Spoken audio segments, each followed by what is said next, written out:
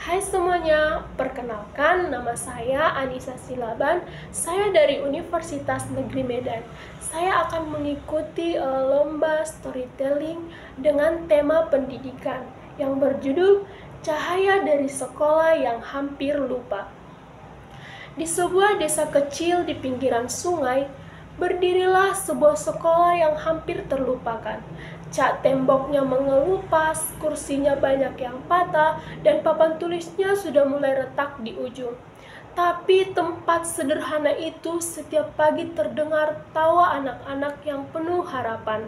Salah satu dari mereka yaitu bernama Raffi, anak lelaki berusia 12 tahun yang selalu datang paling awal. Ia berjalan kaki sejauh 3 kilometer setiap hari melewati jalan tanah yang kadang becek saat hujan. Dengan seragam yang sudah mulai lusuh, ia duduk di bangku paling depan, siap mendengar pelajaran dengan mata berbinar.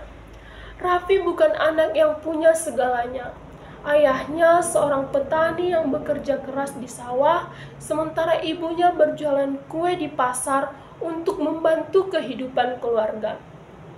Tapi di balik kesederhanaan itu, ada satu hal yang mereka tanamkan kepada Raffi, yaitu semangat belajar. "Nak," kata ibunya pada suatu malam, "kita memang tak punya banyak harta, tapi kalau kamu punya ilmu, kamu bisa menerangi hidupmu sendiri." Kata-kata itu selalu diingat oleh Raffi. Ia belajar di bawah cahaya lampu minyak setiap malam, sambil menahan kantuk dan suara jangkrik di luar rumah. Buku-bukunya disampul dengan kertas bekas, tetapi bagi Raffi setiap halaman adalah jendela menuju dunia yang lebih luas. Hingga suatu hari, sekolahnya kedatangan guru baru bernama Bu Sinta. Guru muda dari kota itu datang dengan penuh semangat dan cara mengajar yang berbeda. Ia tidak hanya menulis di papan, tapi juga ia bercerita, mengajak anak-anak berdiskusi, bahkan mengajarkan mereka tentang mimpi. Suatu kali Bu Sinta bertanya kepada murid-muridnya, "Kalau kalian besar nanti, kalian ingin jadi apa?" Anak-anak menjawab beragam, ada yang ingin menjadi dokter, polisi, bahkan pemain bola. Tapi Raffi menjawab pelan, "Saya ingin jadi guru, Bu, seperti ibu. Saya ingin mengajar anak-anak di desa ini agar mereka tahu bahwa dunia tak berhenti di sini." Bu Sinta terdiam sejenak. Ia melihat mata Raffi yang penuh keyakinan. Dan sejak hari itu, ia sering memberikan buku tambahan kepada Raffi. Buku tentang bumi, laut, dan langit. Bahkan, dari sanalah mimpi Raffi tumbuh semakin besar. Namun, perjalanan tidak selalu mudah. Ketika ayahnya jatuh sakit, Raffi hampir berhenti sekolah. Ia harus membantu ibunya berjualan di pasar, sementara waktunya untuk belajar semakin sedikit.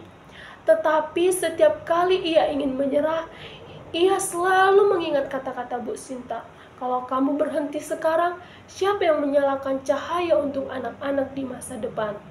Kata-kata itu menjadi kekuatan bagi Raffi untuk kembali berjuang. Ia belajar di sela waktu, menulis di belakang kertas bekas dagangan ibunya, dan akhirnya semua kerja kerasnya terbayar. Raffi lulus dengan nilai tertinggi dan diterima di universitas negeri di kota. Ketika ia membawa kabar itu pulang, ibunya memeluknya sambil menangis terharu. Air matanya bukan air mata sedih, melainkan air mata bahagia. Karena anaknya membuktikan bahwa pendidikan memang bisa mengubah jalan hidup seseorang. Tahun-tahun berlalu, setelah menyelesaikan kuliahnya, Raffi kembali ke desanya. Ia berdiri di depan sekolah yang dulu hampir terlupakan itu. Kini cat temboknya sudah baru, kursinya sudah diganti, dan papan tulisnya bersih. Tapi yang paling penting, semangat anak-anak di sana tetap sama, penuh harapan. Di depan murid-muridnya, Raffi tersenyum dan berkata, "Anak-anakku, mungkin kalian belum punya banyak hal, tetapi percayalah selama kalian mau belajar, tidak ada batas untuk bermimpi.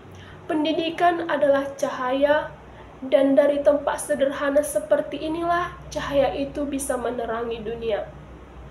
Raffi menatap langit sore yang kemerahan sambil tersenyum.